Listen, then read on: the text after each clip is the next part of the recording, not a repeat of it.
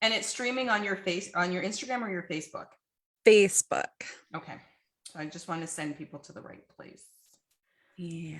So the MN Yoga Life. Okay. MN Yoga Life, right? Yoga Life Mag. Yeah. Yoga Life Mag. And then I'm going to share into the group.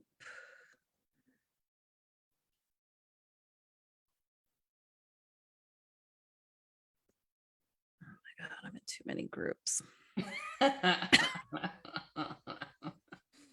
Right. Amy's book club. There you are.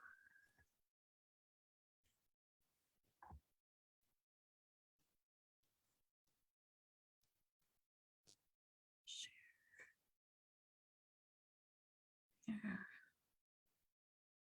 Okay. All right. I think we are live everywhere now. Right. Awesome. All right. All right. So welcome, everyone. Welcome to our very first book club author talk. And we are here tonight with Dianne Bondy.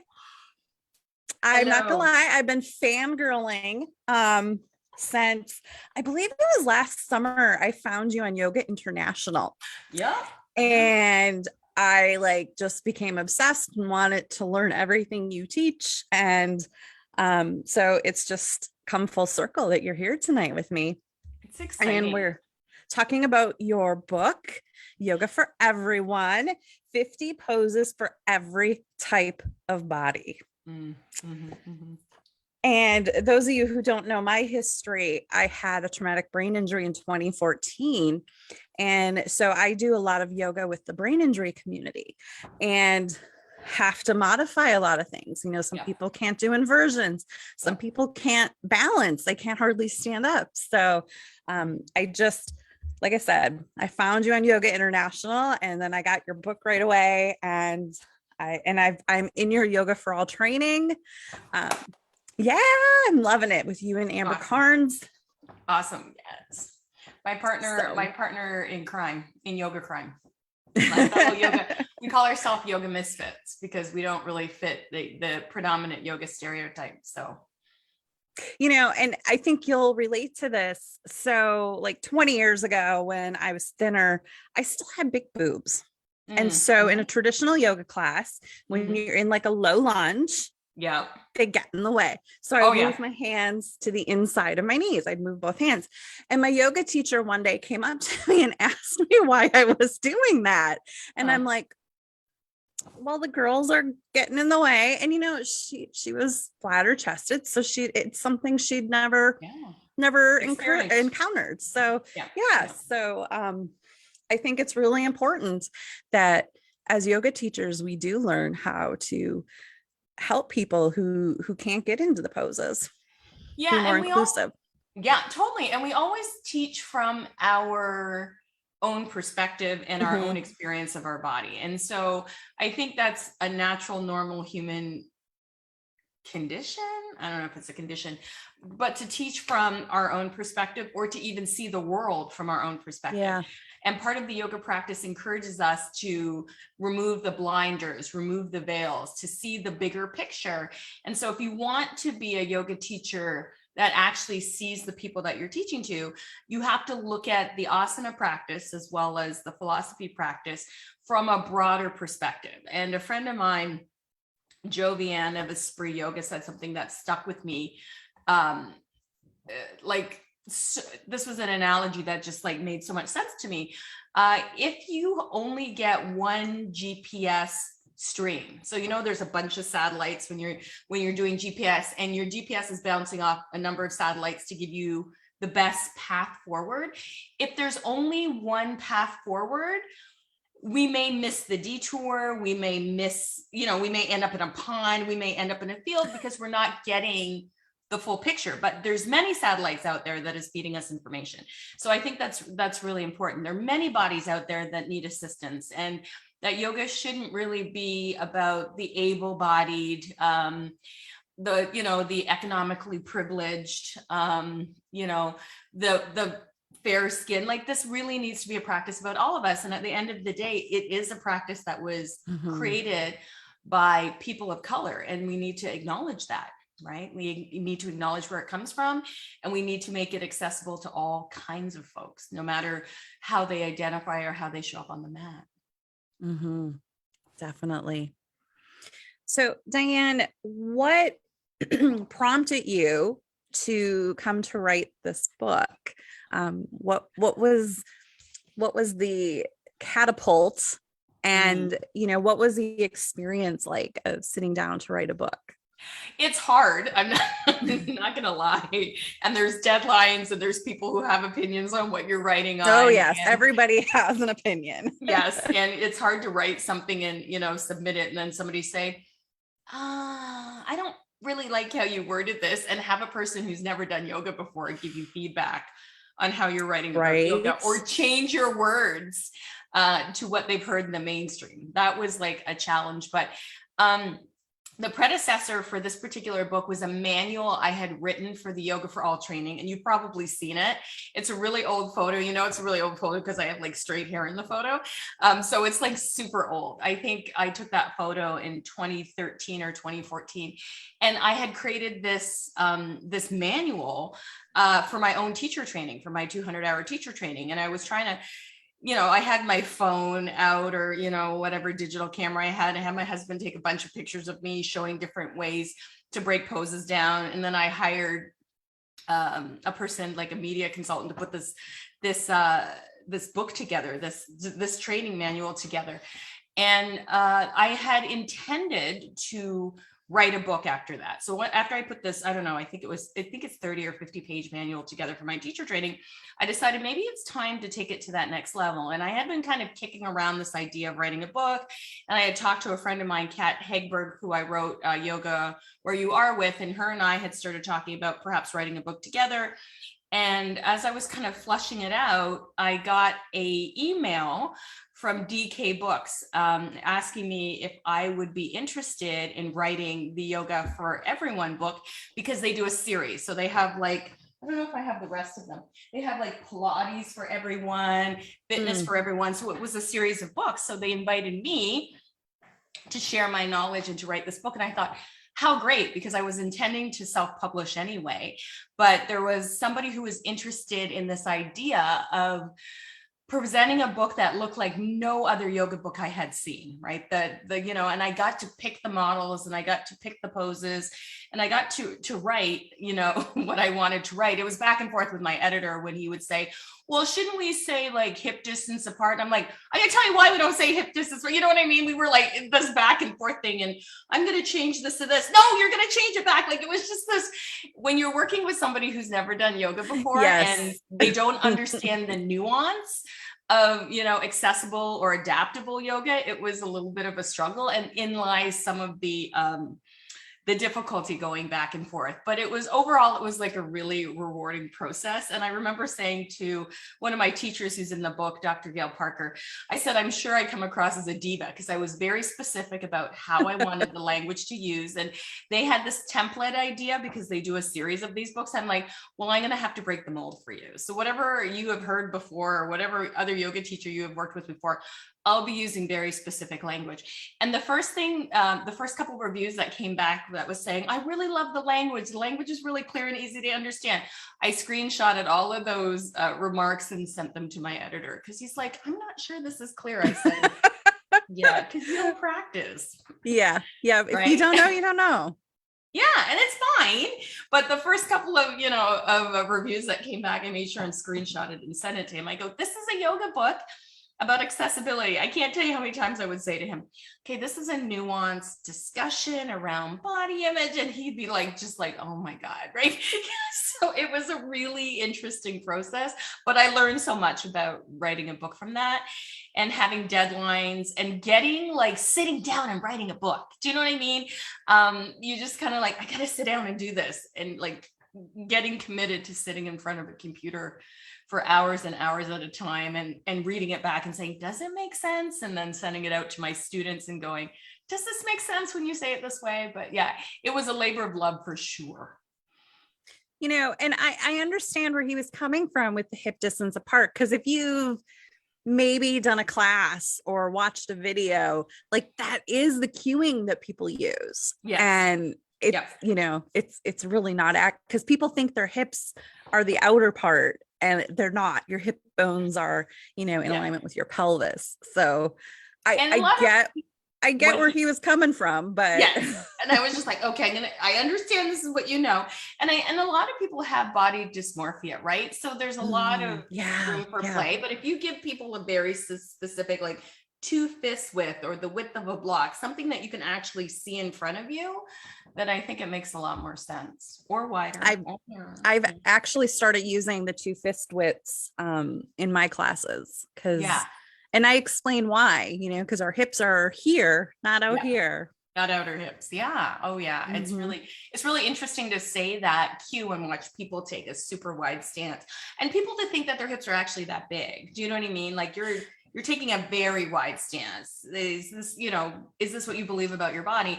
And it just gives a lot of room for a lot of different kinds of triggers, especially if you have been traumatized in a fitness space. Sometimes these kinds of languages can take you back to a place that wasn't so positive or successful for you. I just heard on a podcast recently, someone was talking about like something like 90% of people that have like negative connotations to exercise, it stems from PE class. I knew you were going to say that because that's my first memory of a very negative experience, especially when they center you out for not being able to do whatever it is they expect you to be able to do. Yep. And when I was like early elementary, I actually was tall. I wish that I would have continued that trend. But I was tall for my age. So they would always, like when you do like square dancing and those silly little dances, they'd pair me with a girl because I was tall like a boy. And and then I'd get teased. And like there's just, when you look back, like PE really wasn't handled well back. It probably still isn't. I don't know. I'm hoping it's different. What's really funny? I don't know if you've watched Meet the Goldbergs, but it's a sitcom that's supposed to take place in, I think, the 80s. And whenever I see the PA teacher with the super short shorts, it reminds me of my PA teacher in grade school, Mr. Grant, who had those exact same shorts and the whistle around his neck. And we used to always have to do this fitness testing I live in Canada, for provincial standards. So they were measuring the fitness of, middle schoolers or primary schoolers. So we'd have to do like a 4-minute run. So never in my life that I can think of would I run for 4 minutes consciously, unless I was like running home because I got hurt or got bullied or whatever. Right. So running for 4 minutes might as well have been running for 40 miles at that point. We had to hang from a rope for a certain amount of time. We had to do a certain amount of pull-ups. We had to do a certain amount of sit-ups. We had to do a certain amount of push-ups. And I just remembered the worst part of PE class and the worst part of that whole experience was getting on the scale in front of everybody at school. Oh. And in some situations, they still do that. Wow. Yeah. Right. And I totally get where people would get a negative connotation. And then I remember in 9th grade learning about dieting from my PE teacher. I remember something too. Yeah. How it was important, the calories in versus the calories out. Yep. We know now is counting your calories and all that kind of stuff. So all of it kind of stems from that in those formative years. So it doesn't surprise me that we have such a negative relationship with, I say exercise as that negative relationship. I kind of shifted my thought process and shifted my perspective and narrative around it. I now call it joyful, mindful movement or intentional movement. So for joyful, mindful movement, I put on my tunes. I maybe rock out and do a dance. I might go ride my bike, and I'm obsessed with my indoor spin bike because that's how I manage my anxiety through this whole lockdown situation. And just having a feel good moment and just being in it and loving it. And then there's intentional movement, things that I have to do that I know if I go outside and go for a walk, I'll feel better. Or I have a history of heart disease in my family. When my mom was my age, she was on heart medication. So kind of doing the things, doing movement as an investment in my future self, even though it's not joyful in the moment, like it's a necessary thing that I have to do. I look at it as an investment in myself. Like, I don't enjoy paying bills, but it's a necessary thing I have to do. I don't, those kinds of things. And I think of it along those lines. It's an investment in my future self, even if I'm not having the most joyful moment in the moment, but I try to make it as enjoyable as I can. Like when I'm doing push-ups, I'm like, why are you doing push-ups? Because I've made this commitment to myself that at 80, I still want to travel, and I'm going to have to be able to lift my bag. And I like to pack my overhead bag for 25, 30 pounds. I'm going to have to be able to lift that bag into the overhead bin. Yep. Mm-hmm. I'm going to have to be able to get on the floor with my grandchildren or my great grandchildren. So this is the future goals I have for myself. So what I do now is an investment in that life later. So that's the conversation I have with myself when I'm like, I could use some movement because I've been sitting around for a while. It might be good to get up and move some blood around, but I really do love just laying here on the couch. And that conversation I have with myself, right? And it's okay to lay there on the couch, but I find that after, maybe 6 or 7 hours, my back's like, maybe a little awkward. Maybe I can step away from Netflix. Just for a minute. Like if I'm in a full-on binge, it's going to be hard to not binge watch something, but yeah. Yeah. So yeah, sure. I'm turning 50 in a couple years, and I kind of had that. I had that conversation with myself. I'm like, you need to get your shit together, girl. Like, if you want to be getting up and down off the floor, and I travel a ton, and hauling my luggage around, and I road trip, so I don't travel light. No, because you got room in your car to put stuff in there. I can bring whatever I want. Exactly. So I recently, had that talk with myself. I'm like, man, I need to get it together and take care of myself so that I am able to keep going till I'm hopefully 80, 90, right? 90, even 100. I turned 51 this year. And so I feel you on looking over at 50. And I'm here to tell you, come on over. It's great. Right? There's lots of things that you stop caring about. And, every decade as you get older, there are things that you're not so concerned about anymore. Right. And so I find that really refreshing.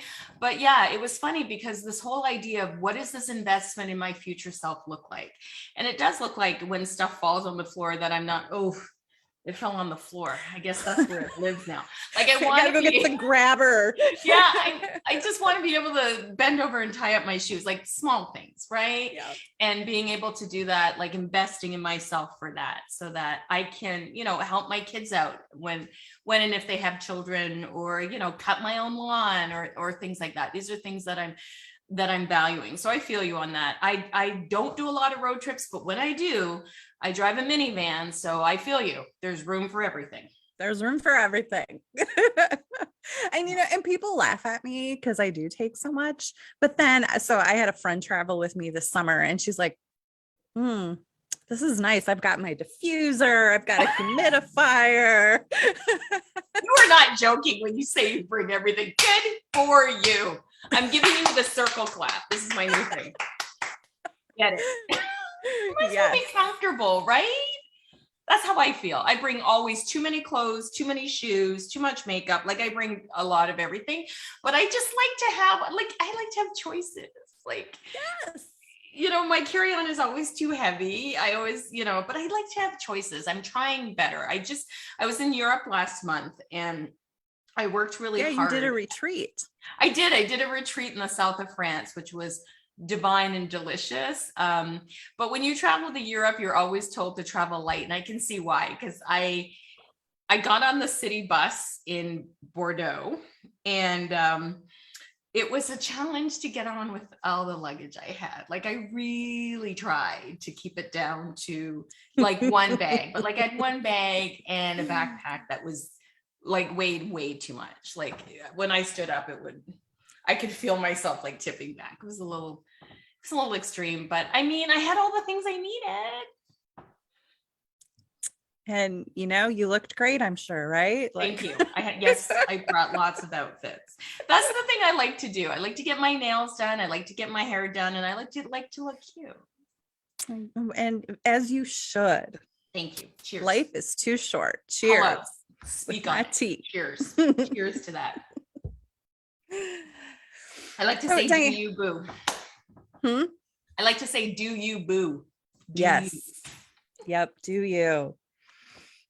So let's talk a little more about the book. And what am I trying to say here? Like, walk us through how, like, I've taken your training, so like I don't want to give it away I want to let you give it away.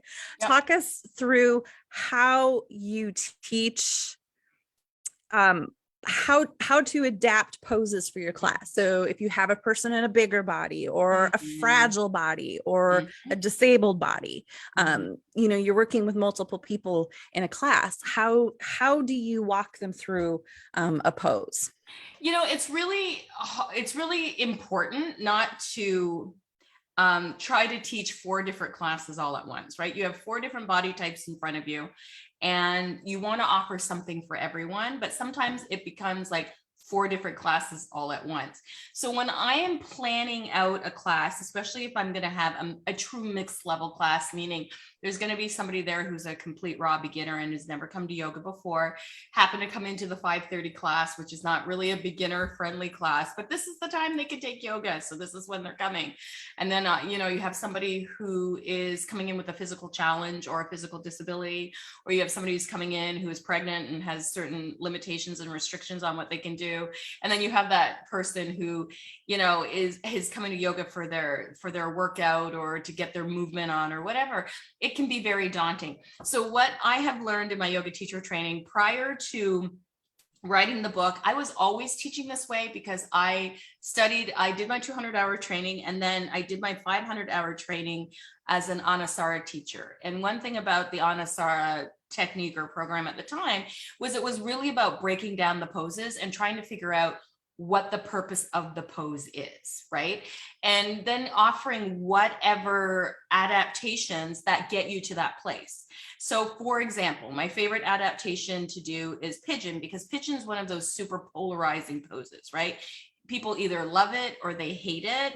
And there's a lot of different ways to do it. So instead of constantly telling people, okay, from down dog, we're gonna lift our right leg back and slide our right knee forward into L shape or whatever it is that the cue is for folks, I bring everybody to a seated hip opener that is, I would like to say, the most basic shape of a pose. So for example, if I'm teaching pigeon pose, I would take everybody to cobblers or Baddha Konasana or butterfly pose.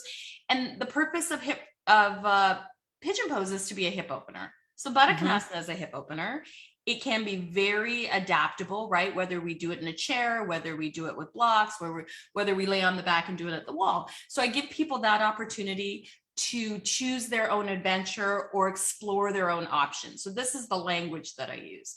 And then I say to people, if this is good for you and you want to hang out here, I want you to be there. Like, you don't need to go any further if this is a place that you like. So from there, I would say, okay, if you're happy here, stay here. If you're looking for more sensation, we could come into deer pose or swan pose or 90-90. And I often say, we take this from the yin tradition. It is also a hip opener. This is what it looks like.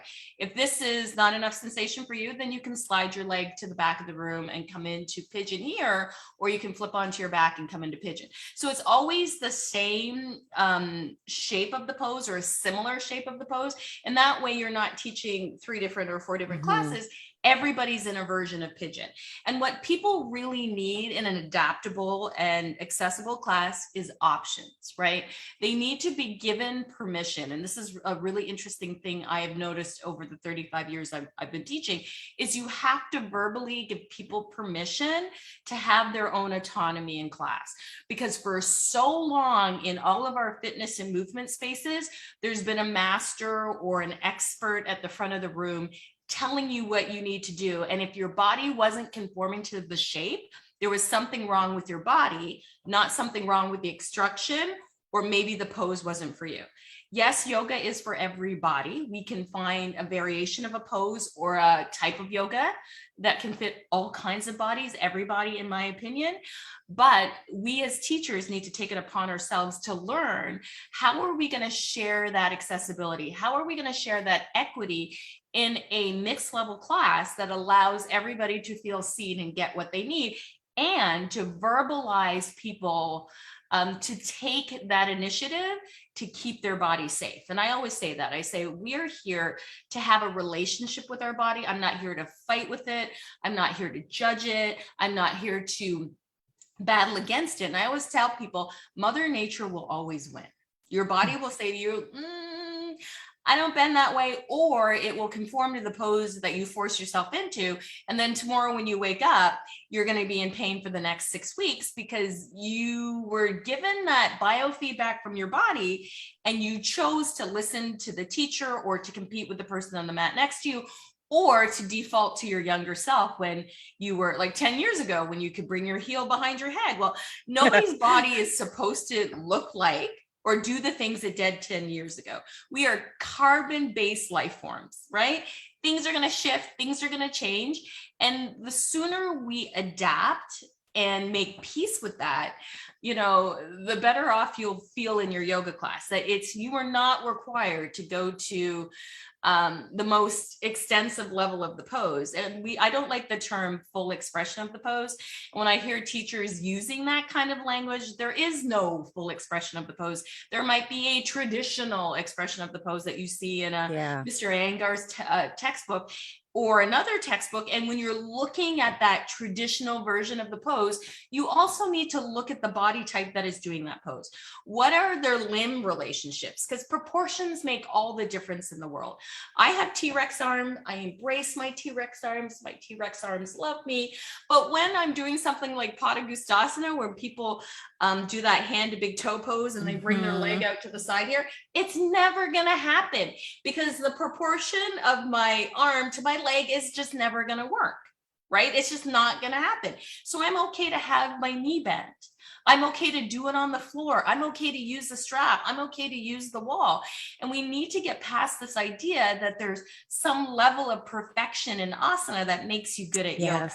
What makes you good at yoga is A, listening to your body, B, having respect for the practice, C, being in community with others, D, not perpetuating myths about what yoga is, but to be in relationship and in self-study is what makes you an expert at yoga. Not being able to do a handstand in the middle of the room, because I've met many asshole who can do handstand in the middle of the room.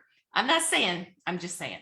And I recently saw a great meme, and I don't remember who posted it, but it was something like modifying poses and using props doesn't make you a beginner. It actually makes you an advanced practitioner.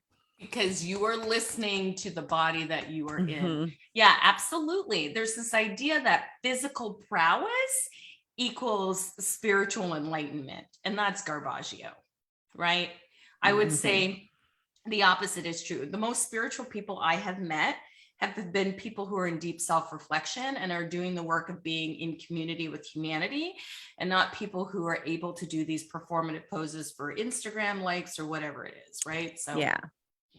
And in every day our body is different. Like you might do yoga 3 times a week and you might be able to get fully into a pose one day and not the other day. And it's okay. And that's totally okay. And that's the ebb and flow of the universe. Some days it rains, some days it's sunny, some days you go for a walk, some days you stay in bed. It's the truth of the ebb and flow of the universe, the ebb and flow of humanity. And that's going to show up in your practice.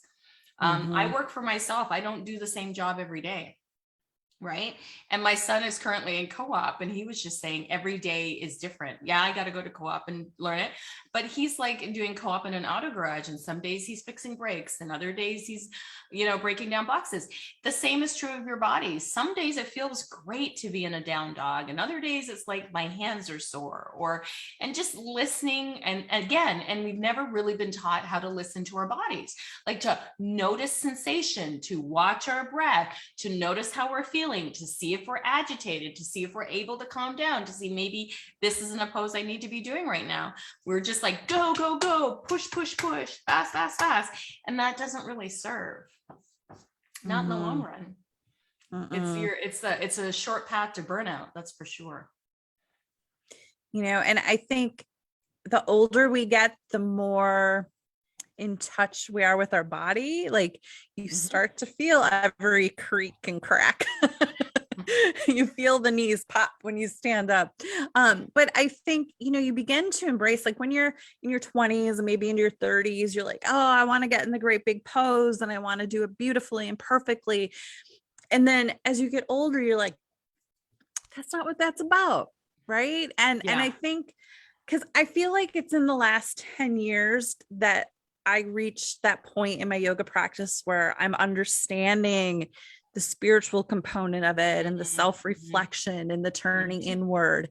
It's not about the pose, like it's only one limb, right? The asana. And it's the third limb at that. It's not the first limb. It's not the most important thing if we're looking to categorize things in order. But yeah, it's the journey. It's what you learn. It's how you interact. And I remember my yoga teacher saying that your mat is a microcosm of how you show up in the world, or the world in and of itself. So the fights that you're having with your body on your mat are the same fights you're having with yourself in the world. And so can we get to this mat being a place, what we talk about in Yoga for All, the ceasefire zone, the place where I'm not in competition with myself or anybody else.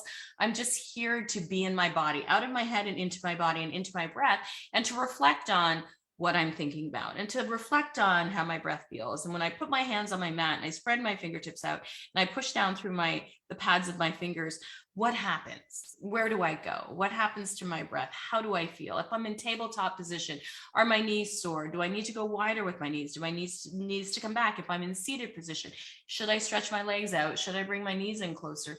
Like this experience of being in relationship with your body, because I find that we've been taught to live like right here and to be in a battle with our bodies, right? Because we know from current marketing, and we know, and this is easily Googleable and easily researchable, and I can't think of the study where I read this, when we're in a place of discontent and we're in a place of unhappiness, we're more likely to buy things out of like retail therapy, right? So to keep people in this idea of constantly being disappointed with yourself or your body or wanting doesn't actually fuel our spiritual growth. It just fuels the bottom line for whatever whatever company wants you to buy what they think is going to make you feel better. And you and Amber, you talk, I've heard both of you talk a lot about capitalism and yoga, and like you don't need a mat, you don't need yoga pants, you don't need any of it. You technically don't even need the props. You can use something you have at home. Yeah, I tell people that all the time. I mean, I've got all the things because I've been practicing for a long time. So you accumulate a lot of stuff, but you can use books, you can use boxes, you can practice. When I first started teaching yoga, they didn't make yoga clothes in my size. So for the first couple of years where I practiced in public spaces or I taught in public spaces, I would buy pajamas that I thought were cute, and that's what I would wear. Because if they were yoga pants, size 12 was as large as they went to. And there wasn't anything cute for me to wear. So I would always find cute pajamas that were like capris or like a tank top and, like long pants. And that's what I would teach in. And that just goes to show you can practice in anything. You don't have to have yoga leggings. You don't have to have yoga tights. You don't have to have a yoga mat. When I first started practicing as a child, there weren't yoga mats. And so my mom and I would go to the hardware store and get a runner. They used to you'd have hardwood steps and you put this runner up the center of your steps. That had the rubber back on it, and the front of it was carpet, and we would buy those. You would cut yourself a 6-foot long runner, and that's what we'd use on the floor, right, to practice with. or nothing at all, just on our carpeted basement. Like Mm-hmm. all of this new stuff is like maybe 30 years old, where you have these fancy mats, and the props have been around for a while. Thank you to Mr. Iyengar, but they weren't readily available. You couldn't go to your local bookstore or order them online. There wasn't such a thing in those days. Amazon.com. Yeah, that was not a thing. .com was not a thing when I was Yeah. right. The internet was not a Right. thing. You couldn't go to Sears, and it was Sears and Roebuck when I was a kid. There was no way you were going to Sears and picking up a yoga block. That was just not a thing. So you made do with what was around you. We used the couch a lot. We used the chair a lot. We had folding chairs because my parents had card night. They used to play euchre on Thursday nights. And so often we'd use those folding chairs, and that's what we used. We used the wall. There wasn't all this, great stuff that we have now. The yoga industry has certainly come a long way, and it has become a multi-billion-dollar industry, which is in all of the stuff, not so much in the teachers that are out there trying to make yoga accessible. There's a few teachers who have managed to, break the ceiling or whatever, but most people are out here just doing what they love for very little Yeah. compensation, And the reward of teaching, right? people don't think anything of spending $100 on a, pair of Lululemon pants, but then If you can complain about a $20 class. Or go to Starbucks and buy yourself a $9 coffee, but not want to pay your yoga teacher. I'll never understand that. That was my biggest beef when I owned my yoga studio. The amount of people who didn't understand that I'm a small business trying to create an accessible space. So some of us would pay more in order to support others who couldn't pay as much. And trying to explain that to folks, 10, 15 years ago was really hard. And it was really hard to watch people roll up, in their expensive car and their expensive yoga bag, and then balk at a $20 class or a $15 class, where I'm also subsidizing people who can't pay that. So it was this push and pull that I thought to myself, I need to get out of it, because I'm going to lose my patience with folks. Yeah. Let's talk a little bit about moving to online teaching, because that's actually one of the first classes I watched of yours on Yoga International, was how to adapt when COVID hit, right? Yeah. And I think it's here to stay. I really do. I mean, I teach strictly on Zoom. My people are all over the country. So I really do think it's here to stay. Do you? Yeah, it's been around for a long time. The very first online yoga class I ever took was something called Yoga Glow, and I think it's just called Glow now. And that was really interesting to me, because I could take some of these really popular teachers without having to travel to California or wherever they were. So that was their kind of the first streaming platform that I noticed. Prior to that, we were doing things on DVD and videotape. So that doing things online or doing things on a screen is nothing new. All of us, my very first yoga class that wasn't with my mother was a Eric Schiffman, Ali Sheedy. I think at this point it's not Ali Sheedy, Ali McGraw. It's the best-selling, I think, yoga video of all time. And that was my first kind of like, ooh, this is kind of interesting. And they're doing yoga in the desert and nobody is sweating, which I just thought was very interesting. Everybody's wearing. How's that work? Yeah, everybody's wearing these white clothing, and it's clearly the desert because everybody's on this sand. And I'm thinking, how is nobody sweating at all? How has nobody got beads of sweat anywhere? But anyway, so that has been around for a long time. We have been putting in DVDs and videotapes and all that stuff for a long time. So it seems natural that that's the next evolution. And we started our platform back in 2012. So we've been online for a decade, almost a decade. It'll be a decade in April, where we put together an online site because I owned a studio at the time. And a lot of my teachers were, or not so much my teachers, my students were having children or were, having a hard time getting to a 5:30 class from work because of traffic and other responsibilities. So one of my friends had said to me, is there any way you could just audio record the class and send it out to us later for those of us who can't make it, or we need to come later, or we couldn't fit into the schedule? And I remember saying that to my husband, is there a way that I could get like a digital recorder? So we're talking a decade ago, a digital recorder that I can just record my voice like on my phone, or, when I was in university, we had these little digital recorders that we would record our classes on to later, make notes.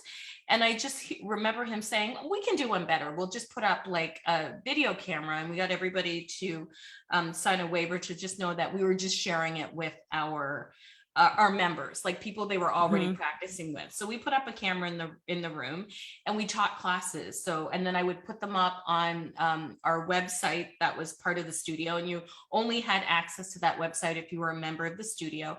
And then I'd send an email out at the end of the week going, here's, the classes for the week for people who couldn't make it. And that's how we kind of got started in 2012.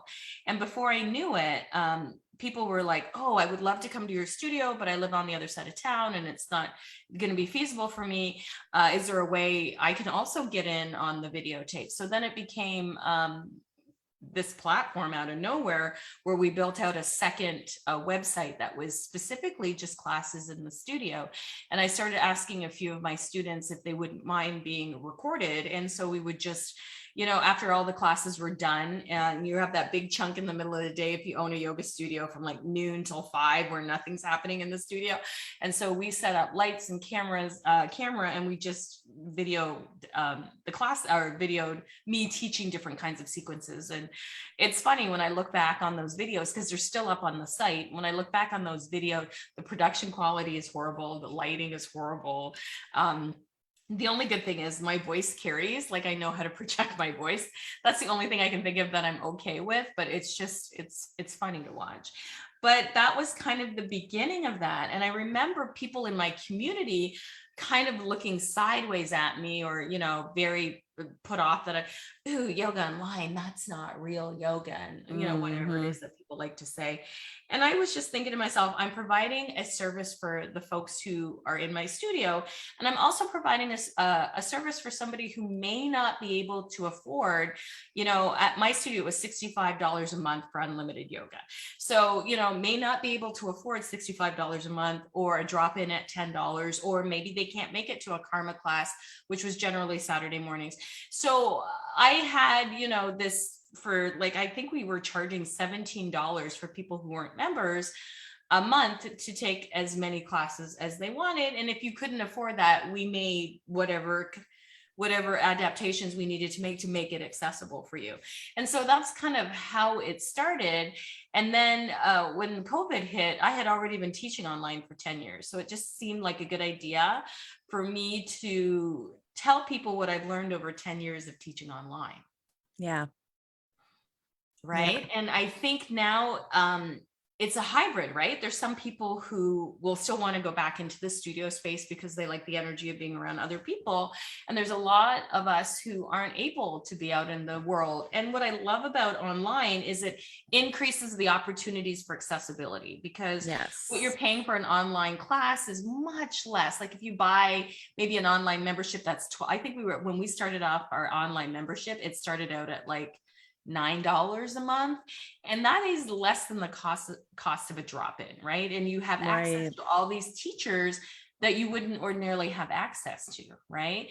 And I even love the idea of the training online, because I've taken in my Anasara days, I traveled all over North America, following teachers around, taking workshops, renting cars, getting hotel rooms, really digging myself into a big hole because I had such a love of yoga.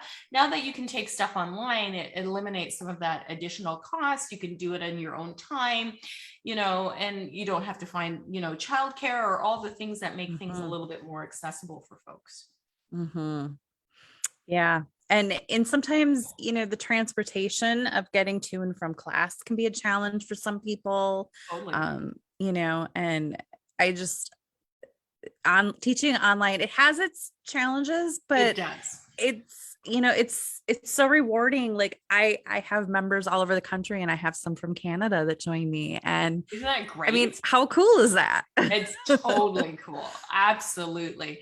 And I love that idea. Like I pretty much owe my entire career to the ability to share yoga internationally online, right? Like if I didn't have that opportunity, I'm certainly sure I wouldn't have gotten an opportunity to write this book in this format. I was going to self-publish anyway, or be on a talk like this with you, or, you know, be able to do the things that I'm able to do.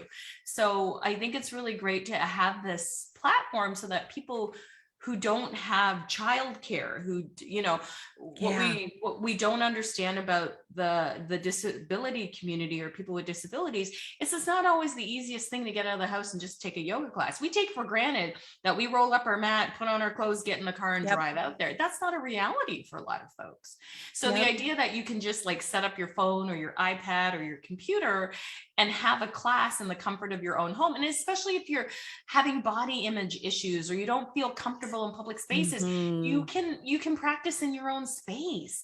You know, you can buy the props now at the dollar store, which I think is great. I was in the dollar store, I'm like, they have blocks here, they have mats here, they have straps here. Wow, that's awesome. Isn't that awesome? So it's really changed. And if you don't have access to the dollar store, there's skipping ropes and rope ties from your robe and books and water bottles and chairs and walls and cushions from the couch. Like, it really can be what you make it. And we need to, I love this idea of being able to share online. I love teaching online. I love teaching in person too, but I'm grateful for both opportunities. Yeah, I appreciate being able to hop off a call and, you know, 5 minutes later be teaching my yoga class. You know, It's I don't have fantastic. to drive somewhere or, you know, that extra time. Exactly. And it's a huge time saver. And the amount of people I see with their kids, like in the background, you know, you don't need to get a sitter. You don't, it's just, I just think it's a great opportunity, and it opens the door for accessibility in a whole new way. So I just want to take a moment to let anyone watching online or in here, if you have any questions, please drop it in the chat or in the comments if you're on Facebook, and I will try and monitor those. If you have any questions for Dianne about her book or not about her book. Not anything else. Dianne, you also do a lot of social justice activism. I do. And you know, you combine that in with your yoga world, and it's beautiful. Is there anything you want to share that you're currently working on? I started again with my 200-hour teacher trainings. My 200-hour teacher training has always had an accessibility and social justice component to it. And I took a break from teacher training after 2019 because we had this global pandemic happen. And plus I had been teaching yoga teacher trainings, 200-hour teacher trainings for the last decade. So I decided maybe it's time to kind of move on from that.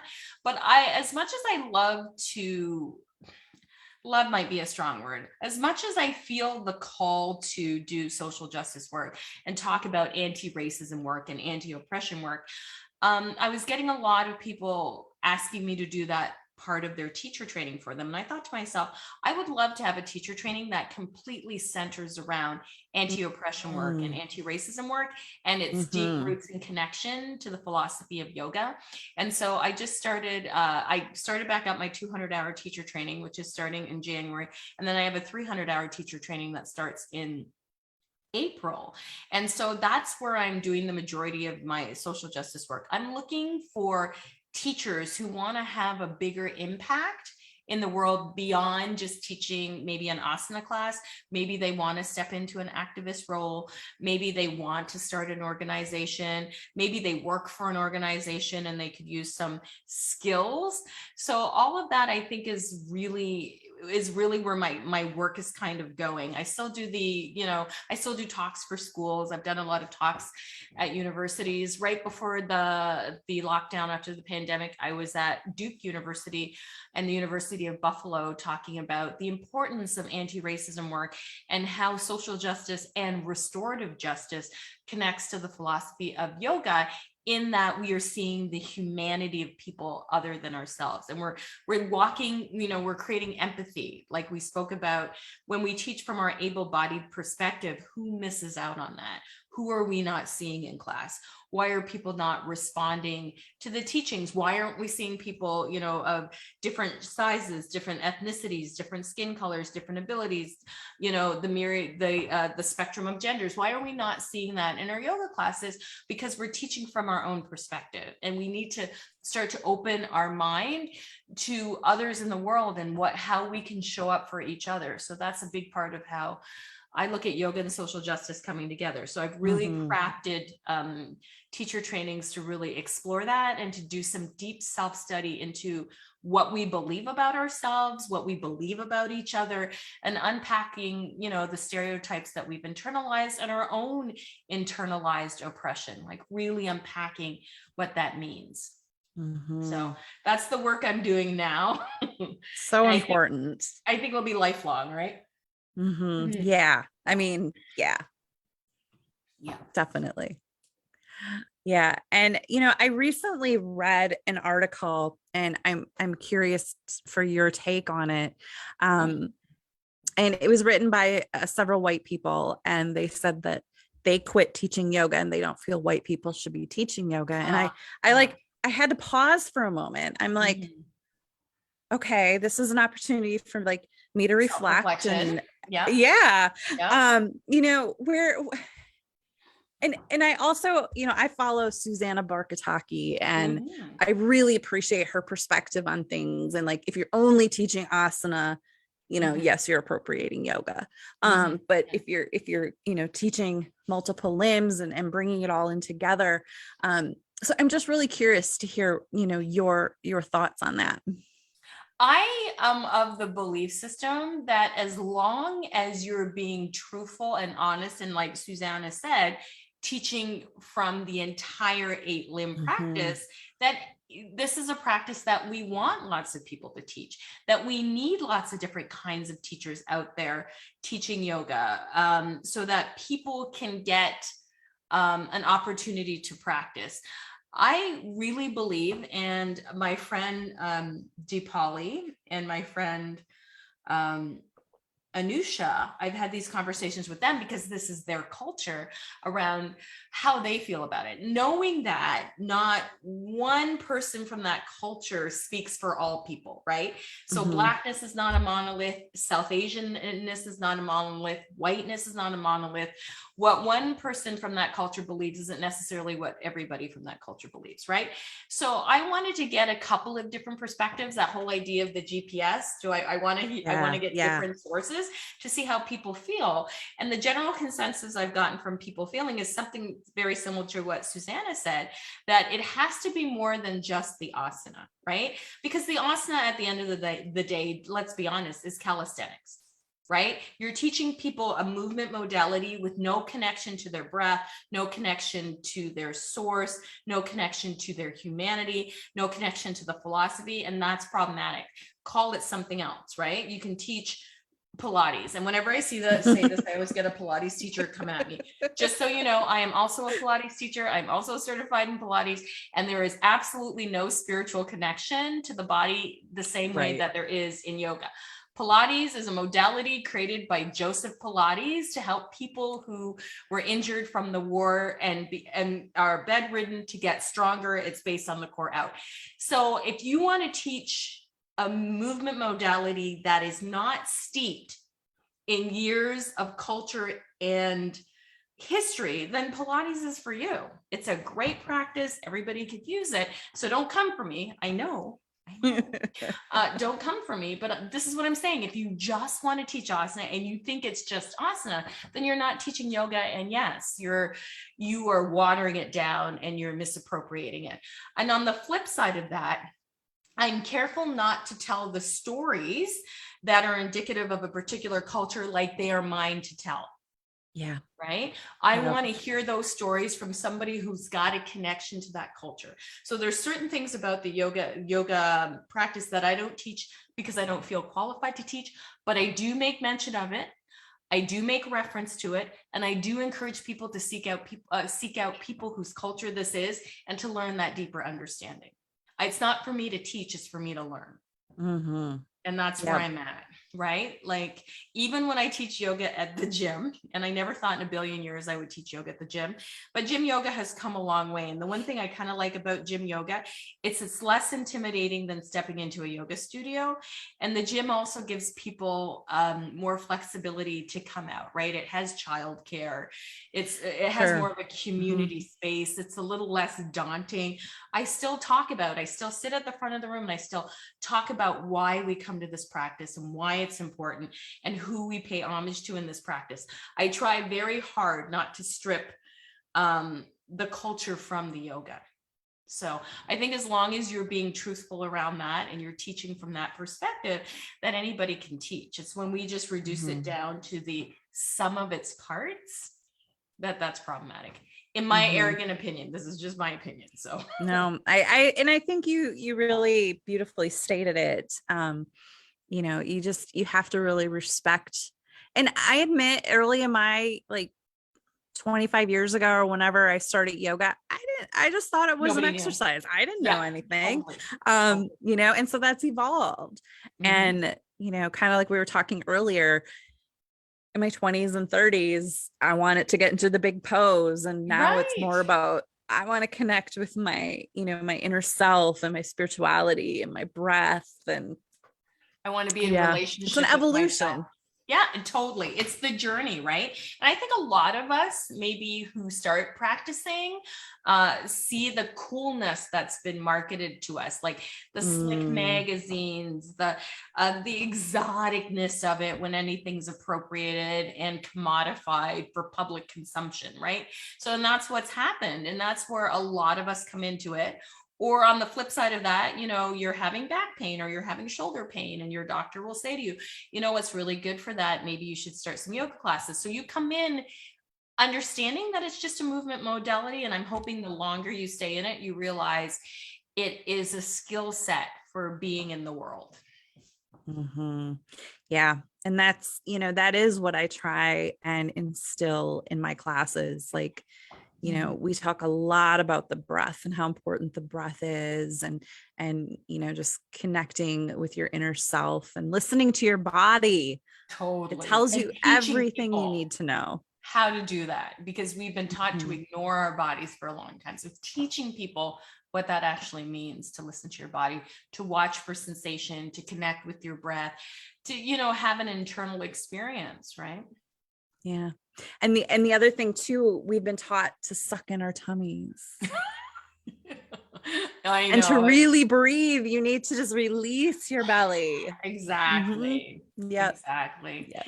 Yeah. And we've been told to turbo tuck our tailbones. That's the other thing, where you're just like, your hips are pushed so far forward that you don't have a tush anymore to actually help perpetuate or to propel you through the world. So yeah.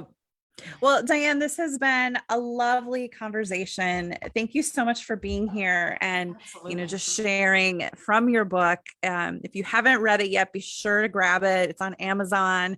It's, I'm sure, Barnes and Noble, anywhere you want to try and find independent local book retailer. Yep. Go support them. Yep, for sure. And just a reminder, next month, our December book is Why Do They Always Break Up With Me? By Carrie. Yes. And it's just a short little read. It's a lovely little book. And it's not just about, you know, romantic relationships. It's about all relationships and how we can learn from that, by Carrie Jaroslaw. And she's just a lovely lady. So I can't wait for you guys to meet her next month. So. Nice. That sounds amazing. You know what? Relationships, sometimes breaking up a friendship is more traumatic than breaking up a romantic relationship. Yeah, I agree. So yeah. So and sometimes it's liberating. Yeah, totally. You know, it's liberating when you break up with somebody, or you let somebody out of your life who's toxic, and you change your hairstyle. Yes. You moved on, right? You know, you're like, okay, I'm out of it. I'm done. I'm moving on, right? Exactly. Well, Love Dianne, it. thank you so much. Thank you for being here this evening. This has been a lovely conversation. I could talk with you for days. Amy, thank you so much. It's been a really wonderful experience. Thank you, everybody who's watching at home. I appreciate the time and your attention and all the things. Thank you so much. Oh, and Dianne, I almost forgot, if people want to connect with you and learn about your classes, it's diannebondyyoga.com, correct? Yeah, 2 N's With in 2 Dianne, N's. because I'm extra. I'm extra like that. Awesome. Well, thank you so much, and have a wonderful evening, and have a wonderful holiday season. You And too. we'll be in touch. Thank you, Thank you so Dianne. much. Congratulations on the magazine, and I'll Thank see you all you. later. Thank you. Bye. Bye, Bye. everyone.